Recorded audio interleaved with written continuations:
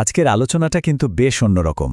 আমরা দেখব কিভাবে আর্টিফিশিয়াল ইন্টেলিজেন্স বা এআই ব্যবসা শুরু করার পুরো ধারণাটাকে যেন নতুন করে ভাবাচ্ছে, যা এতদিন প্রায় অসম্ভব বলে মনে হতো, সেটাই হয়তো এখন আমাদের চোখের সামনে সম্ভব হতে চলেছে। ব্যাপারটা একবার ভাবুন তো, যদি এমন হতো যে ব্যবসার 10 বছরের সব অভিজ্ঞতা, মানে সব ভুল থেকে শেখা, সব কৌশল একদম প্রথম দিনেই পাওয়া যেত, কি হতো তাহলে?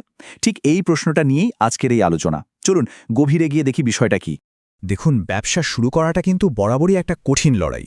আর ভেঞ্চার ক্যাপিটালিস্ট বা বিনিয়োগকারীরা কেন সবসময় অভিজ্ঞ ফাউন্ডার্সদের ওপরই বাজি ধরেন, এর পেছনে কিন্তু একটা খুব বড় কারণ আছে। আর সেই কারণটা হলো এই জিনিসটা, অর্জিত অন্তর্দৃষ্টি বা আর্নড ইনসাইটস। এটাকেই বলা যেতে পারে সেই গোপন অস্ত্র যা অভিজ্ঞদের অন্যদের থেকে অনেকখানি এগিয়ে রাখে।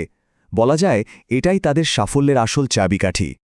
আচ্ছা, এই যে আমরা অর্জিত অন্তর্দৃষ্টি কথা বলছি, এই জিনিসটা আসলে কি, আর কেনই বা এটা নতুন উদ্যোক্তাদের জন্য একটা প্রায় দুর্ভেদ্য দেয়াল হয়ে দাঁড়ায়?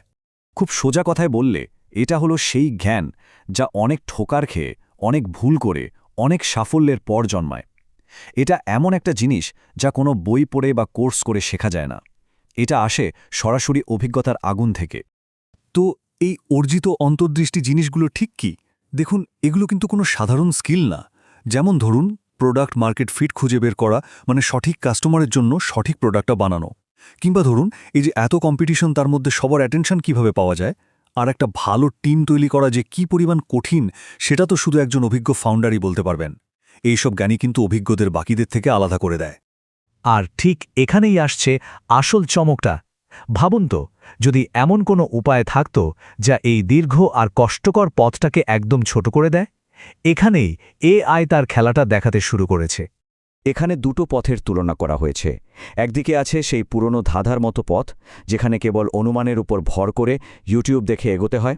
আর অন্যদিকে আছে এআই এর দেখানো সুপার হাইওয়ে, যেখানে প্রথম দিন থেকেই ডেটা আর অ্যানালিসিস দিয়ে পথটা পরিষ্কার করে দেওয়া হয়। পার্থক্যটা বিশাল। চলুন এবার তাহলে একটু গভীরে যাই, দেখি এই তথাকথিত ট্রুথ ইঞ্জিন বা সত্য অনুসন্ধানী সিস্টেমটা ঠিক কিভাবে কাজ করে আর অভিজ্ঞতার নির্যাসটা বের করে আনে। দেখুন, এআই কিন্তু একদম মেথডিক্যাল, ধাপে ধাপে কাজ করে।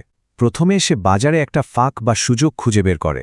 তারপর যারা অলরেডি সফল, সেই প্রতিযোগীদের বিশ্লেষণ করে একটা জেতার মতো কৌশল তৈরি করে। মানে প্রতিটি পদক্ষেপই তথ্যের উপর ভিত্তি করে নেওয়া, কোনো কিছুই কিন্তু এখানে অনুমানের ওপর ছাড়া হয় না। এর আসল উদ্দেশ্যটাই হলো আন্দাজের ঢিল ছড়া বন্ধ করা, কারণ এই অনুমানের খেলা খেলতে গিয়েই তো বেশিরভাগ নতুন ব্যবসা মুখ থুবড়ে পড়ে। এই সিস্টেমটা চেষ্টা করে যেন প্রতিটি সিদ্ধান্ত বাস্তব ডেটার উপর ভিত্তি করে নেওয়া হয়। এবার একটু বড় ছবিটা ভাবা যাক। এটা কিন্তু শুধু একটা নতুন টুল নয়, এটা হয়তো উদ্যোক্তা হওয়ার পুরো ধারণাই বদলে দিতে চলেছে। একটা নতুন যুগে শুরু হতে চলেছে। এর মূল লক্ষ্যটাই হল খেলার মাঠকে সবার জন্য সমান করে দেওয়া, যেখানে অভিজ্ঞতা আর কোনো বাধা হয়ে থাকবে না। কিন্তু এখানেই শেষ নয়। এই ধারণা আমাদের নিয়ে যাচ্ছে সম্পূর্ণ স্বয়ংক্রিয় একটা ভবিষ্যতের দিকে। এই কথাটা একবার ভাবুন, শুধু এআই এজেন্টকে বলা হবে কি বানাতে হবে, আর সে পুরো ব্যবসার পরিকাঠামো তৈরি করে একটা সম্পূর্ণ অফার নিয়ে হাজির হবে। ব্যাপারটা কিন্তু সায়েন্স ফিকশনের মতো শোনাচ্ছে, তাই না? তো এখানেই একটা বড় প্রশ্ন এসে যায়, তাই না? যদি এআই পুরো ব্যবসাটা তৈরি করে দেয়, তাহলে একজন উদ্যোক্তার ভূমিকাটা ঠিক কী হবে? মানুষের সৃজনশীলতা, নেতৃত্ব, এইসবের ভবিষ্যৎ কি? এটা কিন্তু ভাবার মতো একটা বিষয়।